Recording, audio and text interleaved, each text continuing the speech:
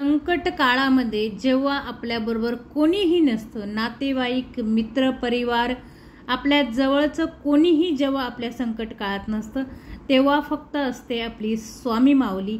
आणि त्यांच्यासाठी हा व्हिडिओ आपण समर्पित करणार आहोत. व्हिडिओ शेवटपर्यंत पाहत राहा.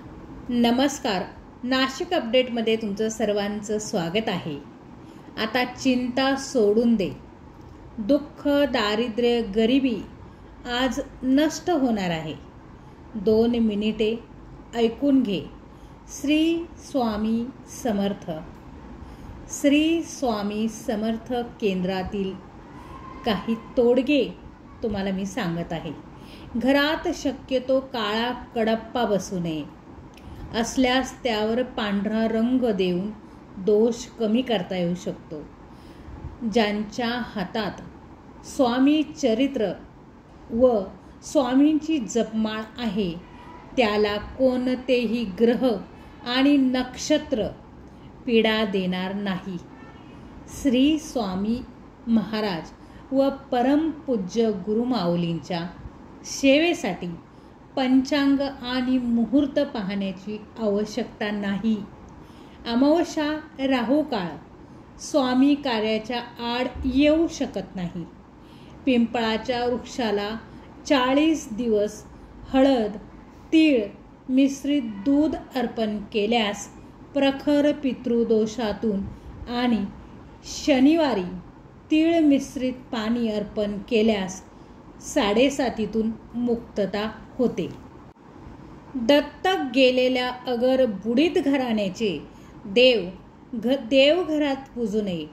ते सर्वच विधिवत विसर्जन करून नवीन देव करावेत. सोन्याचे देव असेल तरी विसर्जन करावे, नाहीतर पूजकांचीही वंशबुडी होईल. अनेक संकटांनी ऋता होईल. देवघरात शंकराची मूर्ती अथवा फोटो पूजू नये. घर स्मशानागत होईल, कारण भगवान शंकराचे सगुण रूप स्मशानातच तांडव नृत्य स्वरूपात मानले जाते.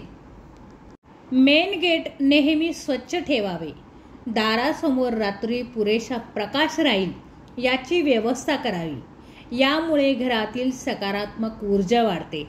दरवाजाला उंबरा अवश्य बनवावा. मेन गेटवर श्री गणेशाची मूर्ती किंवा फोटो लावू शकतात.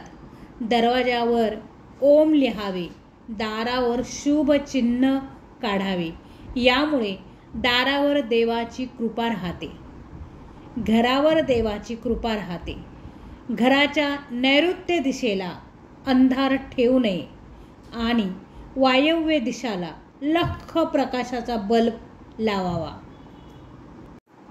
बघा, घरातून बाहेर पडताना आपल्या देवघरातील देवाला नमस्कार करूनच बाहेर पडा आणि घरी परत आल्यावरही देवाचं दर्शन अवश्य घ्या, कारण तो भगवंत तुम्ही घरी यायची वाट पाहत असतो.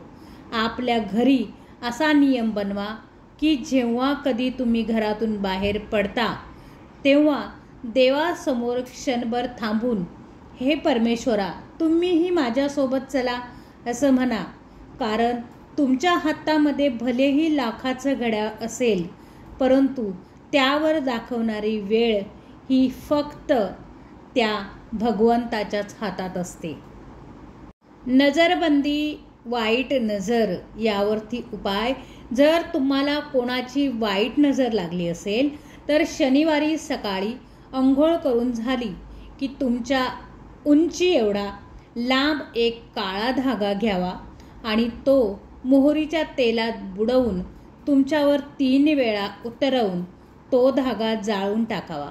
असे केल्याने वाईट नजर जी आहे तुमच्यावरची ती निघून जाणार आहे.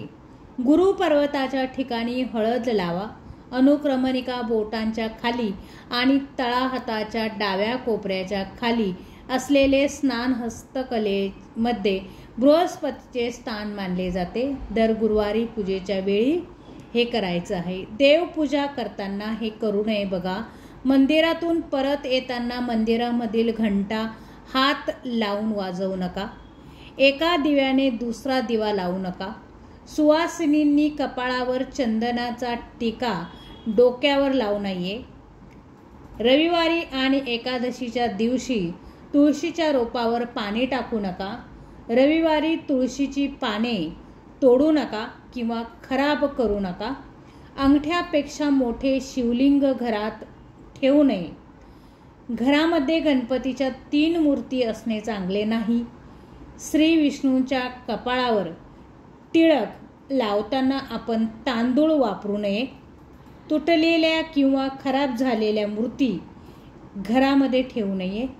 तुटलेल्या किंवा खराब झालेल्या देवाच्या मूर्ती घरामध्ये ठेवू नये.